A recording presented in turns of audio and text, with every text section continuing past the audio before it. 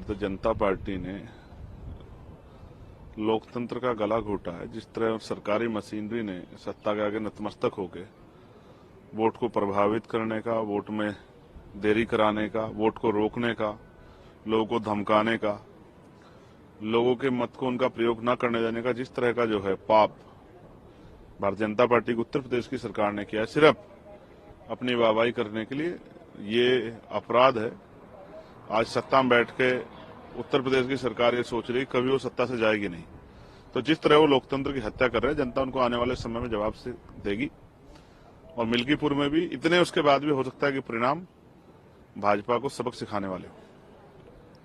दिल्ली में भी चुनाव हुए और एग्जिट पोल में, ज्यादातर एग्जिट पोल में बीजेपी को बढ़त दिखाई जा रही है, तो किसने? एग्जिट पोल हरियाणा, महाराष्ट्र, झारखंड और लोकसभा चुनाव में भी हमने गलत साबित होते देखे। ज्यादा दिन का समय नहीं, 2 दिन की बाद की बात है।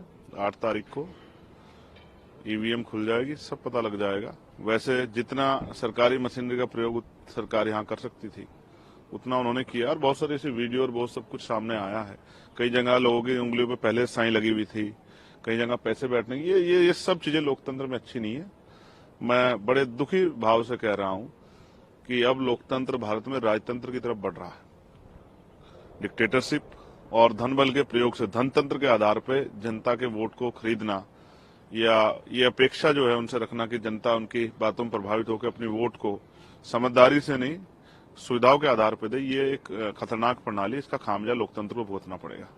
हालांकि कुछ ऐसे प्रत्याशी जिनको मैं चाहता हूं जहां हम नहीं भी लड़े कि वो जीते, जो ऐसे लोग हैं जिनको जेलों में सताया गया और अब वो चुनाव लड़ रहे हैं, मैं चाहता हूं ऐसे लोग जो हैं प्रत्याशी जीत के जाएं। बाकी जनता के हाथ में, जनता क्या करती है।